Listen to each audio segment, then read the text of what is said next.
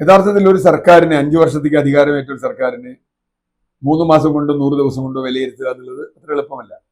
പ്രത്യേകിച്ചും കേരളത്തിൽ ഇതം പ്രഥമമായി 10 വർഷം തുടർച്ചയായി ഒരു സർക്കാർ ഭരിച്ചതിന് ശേഷമാണ് പുതിയ സർക്കാർ വരുന്നത്. ആ സർക്കാർ CPM-ന്റെ നേതൃത്വത്തിലുള്ള സർക്കാരായതുകൊണ്ട് തന്നെ ഭരണത്തിന്റെ എല്ലാ ഘടകങ്ങളിലും അവർക്ക് വലിയ സ്വാധീനം ഉണ്ടാവും. ഉദ്യോഗസ്ഥന്മാരുടെ, പോലീസുകാരുടെ, അതുപോലെ മറ്റ് സംവിധാനങ്ങളിലൊക്കെ. PRD-യിൽ പോലും അങ്ങനെ ചില സംഗതികളുണ്ട്. പോലീസ് സ്റ്റേഷനുകളിൽ ഇന്നലെ തന്നെ ഒരു സംഭവം ഉണ്ടായി. അങ്ങനത്തെ പ്രശ്നങ്ങളൊക്കെ ഉണ്ട്. ഏതായാലും 100 ദിവസം ഭാവിയിലേക്കുള്ള സൂചനകൾ നൽകുന്നുണ്ടോ എന്നതാണ് ഞാൻ പരിശോധിക്കാൻ പോകുന്നത്. അതിൽ ഒന്നാമത്തെ കാര്യം, ഈ ഗവൺമെന്റിന് താങ്ങാൻ കഴിയാത്തത്ര പ്രതീക്ഷകളെയാണ് വന്നിട്ടുള്ളത്. അതിന് കാരണം കഴിഞ്ഞ ഗവൺമെന്റ് അത്രയധികം ജനങ്ങളുടെ പ്രതീക്ഷ നശിപ്പിച്ചു. ഇടതുപക്ഷത്തെ പിന്താങ്ങിയിരുന്ന ആളുകൾ പോലും ആ ഗവൺമെന്റിനെ കൈവിട്ടു. അത്ര മോശം പെർഫോമൻസ് ആയിരുന്നു പിണറായി 2 എന്ന് പറയുന്നത്. അതുകൊണ്ട് തന്നെ വലിയ പ്രതീക്ഷകൾ ഈ ഗവൺമെന്റിലുണ്ട്. പ്രതീക്ഷയുടെ ഭാരം വളരെ കുഴപ്പമാണ് ജനാധിപത്യത്തിൽ. ഒരു ഗവൺമെന്റിനും ജനങ്ങളുടെ മുഴുവൻ പ്രതീക്ഷയും കൊണ്ട് വിജയിപ്പിക്കാൻ കഴിഞ്ഞോളുന്നില്ല, അല്ലെങ്കിൽ സാധിപ്പിക്കാൻ കഴിഞ്ഞോളുന്നില്ല.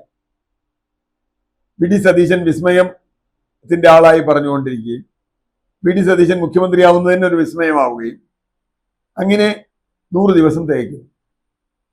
കുറെ കാര്യങ്ങൾ വളരെ പോസിറ്റീവായി ചെയ്തിട്ടുണ്ട്, ഒരു സംശയമില്ല. തെരഞ്ഞെടുപ്പിലെ ഏറ്റവും പ്രധാനപ്പെട്ട വാഗ്ദാനങ്ങളിൽ ഒന്നായിരുന്നു സ്ത്രീകൾക്ക് യാത്രാ സൗജന്യം. അത് അധികാരമേറ്റ് ദിവസങ്ങൾക്കകം തന്നെ പ്രഖ്യാപിച്ചു, നടപ്പിലായി. അത് നടപ്പിലാക്കിയത് വലിയ തോതിൽ ഗുണം ചെയ്തിട്ടുണ്ടെന്നാണ് ഞാൻ കരുതുന്നത്. ഇവർ പറയുന്ന പോലെ KSRTC പൊളിയുന്നോ ഇതൊന്നും ഞാൻ കാണുന്നില്ല. KSRTCയുടെ നഷ്ടം ഉണ്ടാവും, അതൊക്കെ ഉണ്ടാവും. KSRTC അല്ലെങ്കിൽ നഷ്ടത്തില്ല. അതിന്റെ സഞ്ചിത നഷ്ടം എന്ന് പറഞ്ഞാൽ 10,000-കണക്കിന് കോടി രൂപയാണ്. അതിപ്പോ ഒന്നും പെട്ടെന്ന് ഒരു രാത്രി കൊണ്ട് തീരില്ല. പിന്നെ ശമ്പളവും പെൻഷനും കൊടുക്കുന്നതും ഒക്കെ സർക്കാർ പണം കൊടുത്തിട്ടാണ് KSRTC-യിൽ കുറെ കാലമായിട്ട്. പെൻഷൻകാർക്കൊക്കെ പൈസ കിട്ടുന്നത് സർക്കാർ കൊടുത്താൽ മാത്രം. അതുകൊണ്ട് അതിന്റെ കുറച്ചുകൂടി കൂടുതൽ കൊടുത്താലും ദിവസം 5 മുതൽ 10 വരെ ലക്ഷം സ്ത്രീകളാണ് KSRTC-യിൽ ഒരു ദിവസം കയറുന്നതെന്നാണ് കണക്കാക്കുന്നത്. അവർക്ക് സന്തോഷം ഉണ്ടാവട്ടെ, സ്ത്രീകൾക്ക് ഗുണമാവട്ടെ. എന്തായാലും KSRTC-യിൽ ഇത്തവണ 8 കൊല്ലത്ത് കഴിഞ്ഞ ശേഷം ആദ്യമായി പെൻഷൻകാർക്ക് ഫെസ്റ്റിവൽ അലവൻസ് കൊടുത്തു. കഴിഞ്ഞ കൊല്ലമൊന്നും കൊടുത്തിട്ടില്ല. പെൻഷൻകാർക്ക് മാത്രമല്ല, കേരളത്തിലെ സർക്കാർ ഉദ്യോഗസ്ഥന്മാർ അവരുടെ അലവൻസ് 5,000 രൂപയായി, 3,000, 5,000 അങ്ങനെ എന്തോയാക്കി. അവർക്ക് അഡ്വാൻസ് എടുക്കാനുള്ള എമൗണ്ട് കൂട്ടിക്കൊടുത്തു. KSRTC-യിൽ പോലും അവർക്ക് അഡ്വാൻസും ഇതെടുക്കാനുള്ള ഫെസിലിറ്റി കൊടുത്തു. അഡ്വാൻസ് എടുക്കാനും അതുപോലെ അവരുടെ ഫെസ്റ്റിവൽ അലവൻസ്, ഉത്സവ ബത്ത കൊടുക്കാനൊക്കെ കഴിഞ്ഞിട്ടുണ്ട്. ആശാ വർക്കർമാർക്ക് കൊടുത്തിട്ടുണ്ട്, അംഗൻവാടി വർക്കേഴ്സിന് കൊടുത്തിട്ടുണ്ട്. ഞാൻ ഇതിലൊക്കെ കൂടുതൽ കാണുന്നത് 350 കോടി രൂപയായിരുന്നു കഴിഞ്ഞ സർക്കാർ അധികാരം ഒഴിയുമ്പോൾ കേരളത്തിലെ പട്ടികജാതി പട്ടികവർഗ കുട്ടികളുടെ സ്റ്റൈപ്പൻഡ് ആയിട്ടും അലവൻസ് ആയിട്ടും ഹോസ്റ്റൽ അലവൻസ് ആയിട്ടും സ്കോളർഷിപ്പ് ആയിട്ടും കൊടുക്കാനുണ്ടായിരുന്നു. കൊടുത്തില്ല. എത്ര കൊല്ലായി, എത്ര മാസങ്ങളായി കിടക്കുന്നു. ആ പാവങ്ങളെ സംബന്ധിച്ചിടത്തോളം ഏറ്റവും അർഹരായ ആളുകൾ അവരാണ്. കാരണം അവരുടെ ജീവിതം തന്നെ വഴിമുട്ടുന്നൊരവസ്ഥയുണ്ട്. രോഹിത് വെമുലയുടെയൊക്കെ കഥ പറഞ്ഞ് വോട്ട് പിടിക്കുന്ന ആളുകൾ രോഹിത് വെമുലമാർ ഇവിടെ ഉണ്ടാവുന്നു എന്നുള്ളത് നമ്മൾ കാണുകയും വേണം. എന്തായാലും ആ അർത്ഥത്തിൽ അങ്ങനെയുള്ള ചില നല്ല കാര്യങ്ങൾ ഒരുപാട് ചെയ്തിട്ടുണ്ട്. മാത്രമല്ല, പ്രതിപക്ഷം കൊണ്ടുവന്ന മിക്കവാറും എല്ലാ ആരോപണങ്ങളെയും അതിന്റെ മുനയൊടിക്കുന്ന വിധത്തിൽ ഒറ്റപാത്ര സമ്മേളനം കൊണ്ട് കാറ്റ് പോകുന്ന ആയിട്ടുണ്ട്. ഇപ്പോൾ വി.ഡി. സതീശൻ നുണയനാണെന്ന് ഇങ്ങനെ ആവർത്തിച്ച് പറഞ്ഞാൽ ആളുകൾ വിശ്വസിക്കൂ? എന്താ നുണ പറഞ്ഞതെന്ന് പറയണ്ടേ? ഇപ്പോൾ വി.ഡി. സതീശൻ നുണയനാണെന്ന് പറഞ്ഞത് 1 കൊല്ലം മുമ്പാ. ഇലക്ഷനൊക്കെ വളരെ മുമ്പ് തന്നെ സതീശൻ നുണയനാണ് കാർഡൊക്കെ ഇറക്കി. എന്തുണ്ടായി? ഓരോ കാർഡും പൊളിഞ്ഞുപോയി. ഇപ്പോൾ ഏറ്റവും ഒടുവിൽ ഇവിടെ സംഗതികൾ എന്താ പറയുക, പൊതുവിതരണ സംവിധാനത്തിൽ ഓണത്തിനുള്ള കിറ്റില്ല, അതില്ല എന്നൊക്കെ പറഞ്ഞു. ഇപ്പൊ എന്ത് സംഭവിച്ചു? അവസാനം അതൊക്കെ ഉണ്ട്, ആളുകളൊക്കെ കാണുന്നുണ്ട്. കഴിഞ്ഞ വർഷത്തോണോ ഈ വർഷത്തോണോ തമ്മിൽ ക്ലിയറായ വ്യത്യാസമുണ്ട്. ആളുകൾ നന്നായി തെരുവിൽ വരുന്നുണ്ട്, നന്നായി കച്ചവടം ചെയ്യുന്നുണ്ട്, GST വരുമാനത്തിൽ വർധനമുണ്ടായിട്ടുണ്ട്. അപ്പൊ അതുകൊണ്ട് സാമ്പത്തികമായി ഗവൺമെന്റ് എങ്ങനെ മുമ്പോട്ട് പോകും എന്നുള്ളത് എല്ലാവരും സൂക്ഷ്മമായി നോക്കിക്കൊണ്ടിരിക്കുകയാണ്. കടം വാങ്ങി സർക്കാർ എന്ന് പറഞ്ഞാൽ കടം വാങ്ങാതിരിക്കാൻ പറ്റില്ല. കാരണം കാര്യമായിട്ട് തന്നെയാണ് പോയത്. പൊതുവിതരണ സിവിൽ സപ്ലൈസിന്റെ കോൺട്രാക്ടർമാർക്ക് കൊടുക്കേണ്ടായിരുന്ന 1,500 കോടി രൂപയാണ്. അപ്പൊ അങ്ങനെയുള്ള കാര്യങ്ങളൊക്കെ വീട്ടുന്നുണ്ട്, കുറെയൊക്കെ വീട്ടുന്നുണ്ട്, പോകുന്നുണ്ട്. പക്ഷെ പുതിയ വരുമാന സ്രോതസ്സുകൾ കണ്ടെത്താൻ കഴിയുമെന്നുള്ളത് കഴിയുമെന്നാണ് സതീശൻ പറയുന്നത്. ഒക്ടോബറിൽ വിസ്മയം നടക്കുന്നതാണ്. ഞാൻ അങ്ങനെ വിചാരിക്കുന്നില്ല. ഈ ഗവൺമെന്റ് ഒരു തെറ്റും ചെയ്യാത്ത ഗവൺമെന്റാണെന്ന് ഞാൻ പറയുന്നില്ല, തീർച്ചയായിട്ടും ഉണ്ടാവും.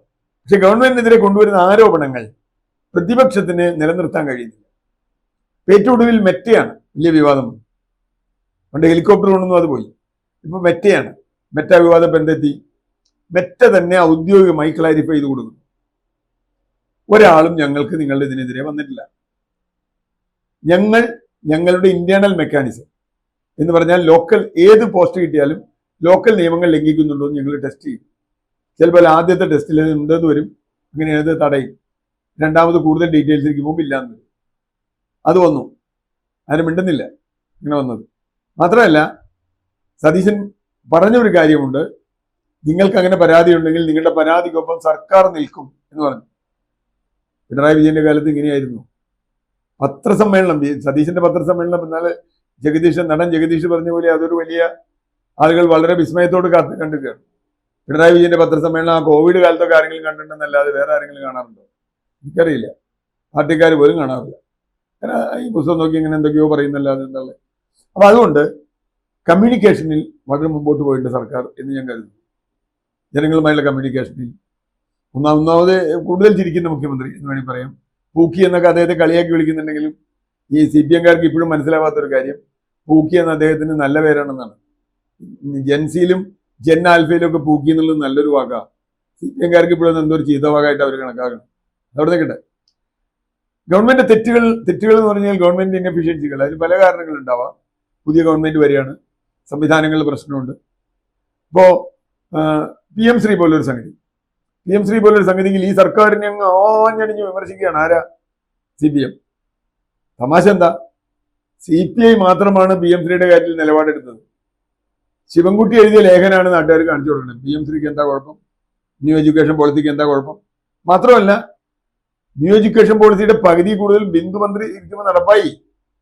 കേരളത്തിൽ NEP ന്യൂ എഡ്യൂക്കേഷൻ പോളിസി നടപ്പായിന്നേ പകുതിയിലധികം കോളേജുകളിലൊക്കെ. ഇപ്പൊ സ്കൂളിൽ വേണമെന്നുള്ളതേ ഉള്ളൂ. എന്തായാലും അതവിടെ നിൽക്കട്ടെ. ഗവൺമെന്റിന് ഒരു പ്രശ്നമുണ്ട്. അതുപോലെ വഖഫ് ബോർഡ്, പഴയ വഖഫ് ബോർഡാണ് ഇരിക്കുന്നത്. അവരെ പെട്ടെന്ന് അങ്ങനെ മാറ്റാൻ പറ്റില്ല. അവർ ചെയ്യുന്ന തെറ്റിനും ഈ സർക്കാർ പഴി കേൾക്കേണ്ടി വരും. PSC വലിയ തോതിലുള്ള പ്രശ്നം നടക്കണം. PSCയിൽ അന്വേഷണം നടക്കുകയാണ്. അന്വേഷണം എത്രത്തോളം പോകുന്നറിയില്ല.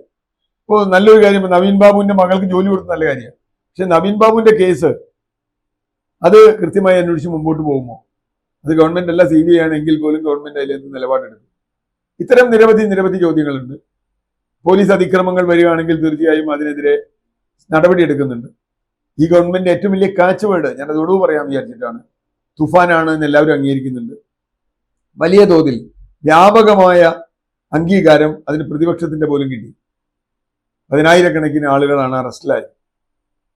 അനേകായിരം കിലോ MDMA-യും മറ്റു ഇതുകളോ പിടിച്ചെടുത്തത്. ഇതൊക്കെ ഈ കേരളത്തിലുണ്ടായിരുന്നു. യൂത്ത് കോൺഗ്രസ്സുകാരെ പിടിച്ചു എന്നുള്ളത് ശരി, യൂത്ത് കോൺഗ്രസ്സുകാരെ പിടിച്ചോട്ടെ. യൂത്ത് കോൺഗ്രസ് DYFI ആരെ വേണ്ടി പിടിക്കട്ടെ. പക്ഷെ ഒരു കുഴപ്പമുണ്ട്, ഇവരൊക്കെ ഇവിടെ ഉണ്ടായിരുന്നു. ഈ കഴിഞ്ഞ 3 മാസം കൊണ്ട് വന്ന ആളുകളല്ല. ഈ കേരളത്തിൽ വിറ്റിരുന്ന യൂത്ത് കോൺഗ്രസ്സുകാരനും DYFI-കാരനും മരുന്ന് വിറ്റിരുന്നേ, അത് പിടിച്ചല്ലോ. അത് വളരെ പ്രധാനമാണ്. കാരണം കേരളത്തിന്റെ ആരോഗ്യസ്ഥിതി, കേരളത്തിന്റെ സാമൂഹ്യ അവസ്ഥ ഒക്കെ തന്നെ വളരെ അപകടകരമാക്കുന്നതാണ് ഈ മയക്കുമരുന്ന് മാഫിയ. അപ്പൊ ഗവൺമെന്റിന് വെല്ലുവിളികളുണ്ട്. സാമ്പത്തിക വെല്ലുവിളി വരും. വിസ്മയം വരുമെന്ന് എനിക്കറിയില്ല, വരാൻ സാധ്യത കുറവാണെന്ന് കാണുന്ന ഒരാളാണ്. PM ശ്രീ പോലെയുള്ള വിഷയങ്ങളുണ്ട്, പോലീസിന്റെ ഇടപെടൽ പോലെയുള്ള വിഷയങ്ങളുണ്ട്. ഇതൊക്കെ സർക്കാർ എങ്ങനെ നേരിടുന്നു എന്നുള്ളത് കാര്യമാണ്. ഏതായാലും 100 ദിവസം സർക്കാരിന് പാസ് മാർക്ക് കൊടുക്കാൻ നമ്മളൊരു മടിയും കാണിക്കേണ്ടതില്ല. മന്ത്രിമാരുടെയും പെർഫോമൻസ്, ഒറ്റ ഉദാഹരണം കൂടി ഞാൻ പറയാം.